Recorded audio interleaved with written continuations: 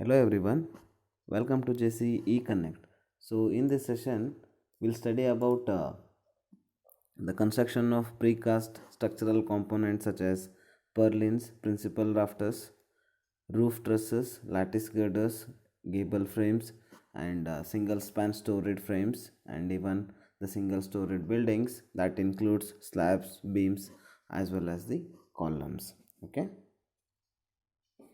so here purlins. So here means that nothing but this is a horizontal member, or even we can call it as a horizontal beam that along the length of a roof. So this is a part of a particular roof. So usually at the end of a building, on top of that structures, we are going to construct a particular roof, right? So that roof consisting of so many other components such as these purlins, rafters, and cleats, so that they can connect both these purlins as well as the rafter, and then the struts will be there, and then the tie beam will be there. So like that, the several members will come. So here, how exactly they are going to manufacture these purlins, and that is dependent upon what and how they are going to install those all things. It will comes under in prefabricated system. Okay, and this purlin, this is a horizontal beam that along the length of a roof, and which is resting on the principals and supporting the common rafters or boards. So what is the main purpose of providing these purlins as well as the rafters, right? So they are connecting with each other such that they are making a perpendicular portions there. So that you can check in the diagram here, right? So these horizontal members, they are called it as the purlins, and whereas this inclined vertical members, we can call it as the rafters. Okay, so here you can see in this diagram. So in this diagram, these horizontal members, we can call it as purlins, whereas this vertical elements, we can call it as rafter. Okay, so here they have given how exactly they are going to connect the rafters as well as the purlins. Okay, and here basically these purlins, which are usually which is made up of a solid web members, right? And here this purlins, that name, it is only for the shorter distance of the roofs. I mean the distance between one purlins to the other purlins, we can call it as, that distance, if it is a small, then it can act as the purlins, whereas for the longer spans, they may lattice girders or trussed beam. So that lattice girder, which is used for the higher length of the members, so that they can use rafters there. And here this freely supported purlins, which are designed as fish belly members. So here whatever these members are there, it is going to connect with this rafters, right? So then they are going to make a structures like a net like structure, so that whatever we place on the net, it is going to be hold up. The same thing, whatever the construction materials are there, that roofing materials, so which is going to rest on these two members, that is purlins as well as the rafters. Okay, and it makes as a fish belly member, such that they are going to connect with each other. And here the purlins, which are designed a cantilever grills, or even which is also called this articulated girders. So here this articulated girder, in the sense, this consisting of a laminated beam whose ends consisting of two categories of articulated moving, which is by the lower flange or rolled sections are placed. So the profile of this particular wheels, that carriage is, the this profile of the wheels, that carriage is which allows the beam that is going to be roll over the parallel faces, right? So again they will be having certain places, so that they are going to rest according to that. And here the last point, the cross section feature, which is dependent on the spans of the purlins and on the slope of the roof. So here this particular length of the rafter, and even the length of the purlin, that is purely dependent upon this total length of the roofing system. Okay, so what they have given, whatever the cross sections they have given, so how exactly they are going to place. So in this diagram you can see this.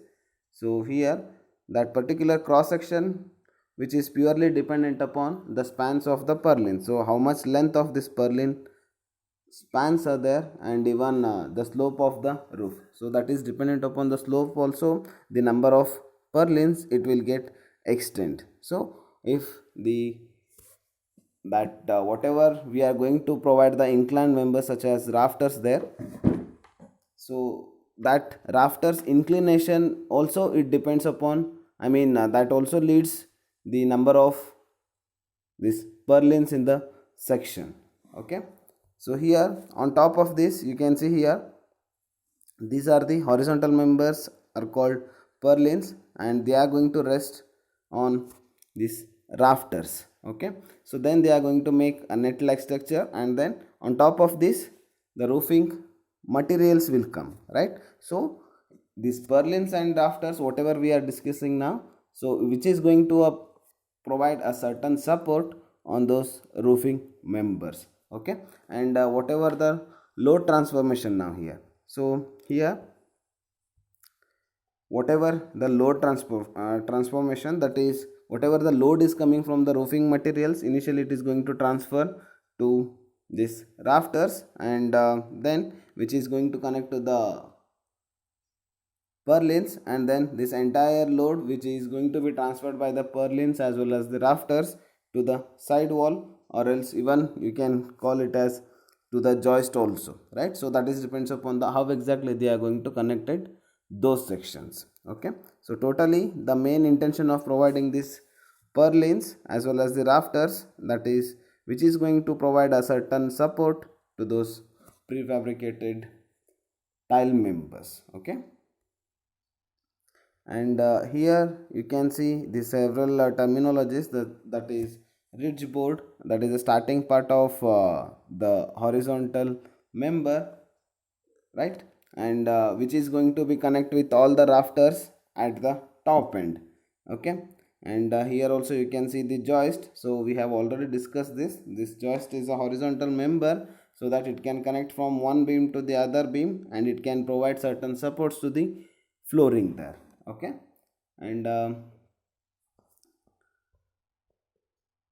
moving to the next part, so here also you can see some of the other aspects of the roofing system, that is hip jack, you can see hip rafter, and then the common rafters. So these all are which will comes under in the prefabrication systems of this roofing system, right? So that roofing system which is purely made by the prefabrication system. So here whatever you can see the hip rafter, so that is a inclined member, so it is actually a top section of the roofing system, right? So in this the first word, that is hip rafter. So can you see this member now?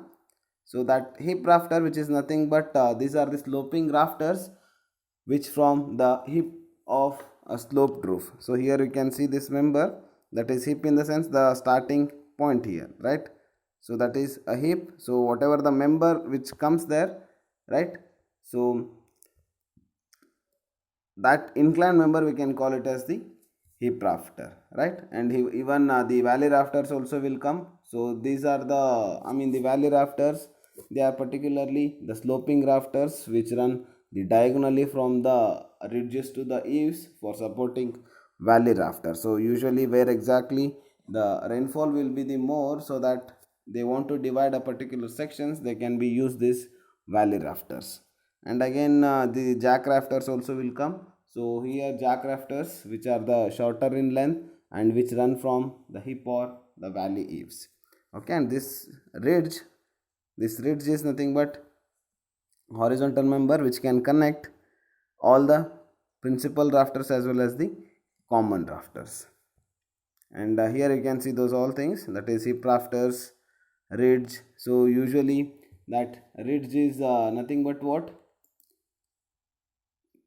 So this ridge which is the apex line of a sloping roof. So this is a sloping roof, so this one is the vertical member, what you can see this member we can call it as a ridge, so that all the rafters as well as, I mean, the principal rafters as well as the common rafters which are going to connect to that ridge. Okay. And here the valley jack rafter is also they have given, and valley is nothing but which is a inverse of a hip rail.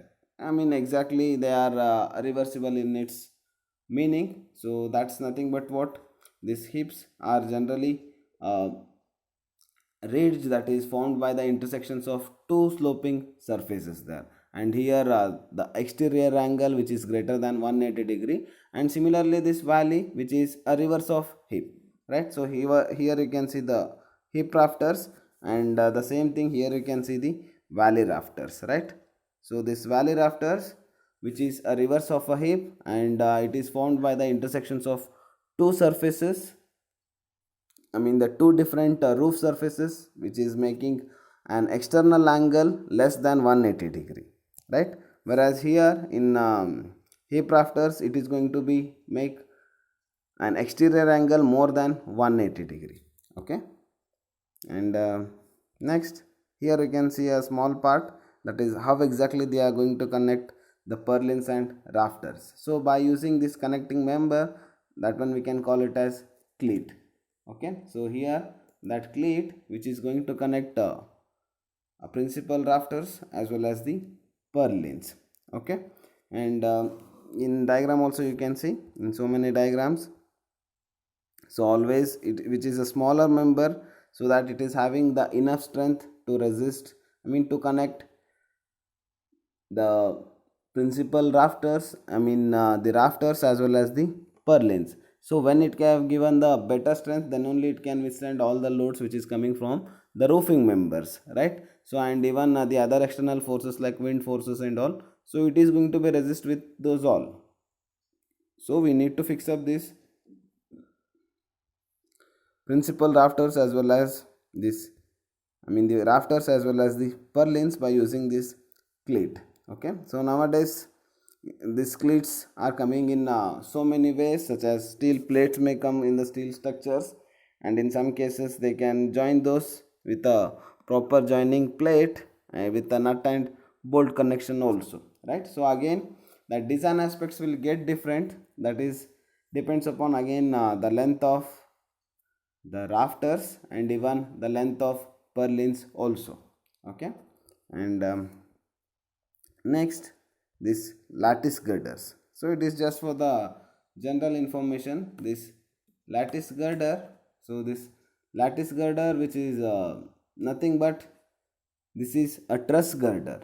So here whatever the load which is carried by the web of latticed metal, right? So it has been suspended in the modern construction and with the welded or bolted plate girders, right? So here you can see they can go even with the welded or bolted plate girders, and which you use more material but have low fabrication as well as the maintenance cost. So when you have used the lattice girders in the construction, so as per the study, whatever that maintenance cost and fabrication cost is there, so it is going to be less in this lattice girders, right? So usually in the construction of bridges and where exactly we require the much space between the two wall sections, so in such places we can use this lattice girders, so that the length of the purlins and even the members will be more here compared to the principal, I mean the rafters as well as the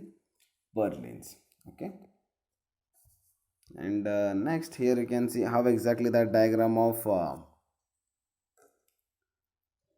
lattice girders you can see here. So here this the top member, whatever you can call it, is like a upper bar now, and the bottom two different bars you can see, that one we can call it as a lower bar. So they will be having certain dimensions for that, that is again that depends upon the load consistency on these members. So here the upper bar you can see, that is this arrow mark. So this upper bar which is consisting of 6 to 12 diameter. So basically this dimensions of this upper bar as well as the lower bar will get vary in the lattice girder sections, because the load carrying capacity which will get distribute with the two members having the smaller diameters. So here you can see the lower bar. So here that size of the lower bar will be 5 to 10 mm. Okay, and here height also you can see that is 75 to 250 mm. That is depends upon the requirement what you can see. And moving to the next concept, that is the gable frames. So here in the BMC subject you have studied what is gable frames and all. So what do you mean by gable also? So gable frame in the sense what, that gable which is generally a triangular portion, right? So here you can see this is in a top view, right? So this gable which is generally a triangular portion of a wall between the edges, right? So here this is a particular roofing member too, but it is going to be connected with the two walls there, right? I mean the edges of the walls, right? And here which is generally a triangular portion of a wall that between the edges of the intersecting roof pitches, right? And here the shape of the gable and how it is detailed, that depends on the structural systems used here, right? So even which reflects the climate, availability of the material, and even that aesthetic concerns also, right? So here also these gable frames, I mean especially they are made up of with steel members. So initially they are going to manufacture this one in a construction site, and then they are going to shift that one, or else they are going to prepare a particular roofing system in the manufacturing site itself, I mean in the factory, and then that entire system they are going to bring that one to the required location, and then they are going to insert that one as per their required locations. Okay, so like that most of the steel bars design concepts and all, that is dependent upon the total length of the roofing system, and then that weight of the roofing material also, right? And this gable frames, it gives even the best aesthetic view concern also, so that even though it has been connected with the prefabricated system, it is with some architectural design as well as that we can increase the aesthetic view of that building. So thank you.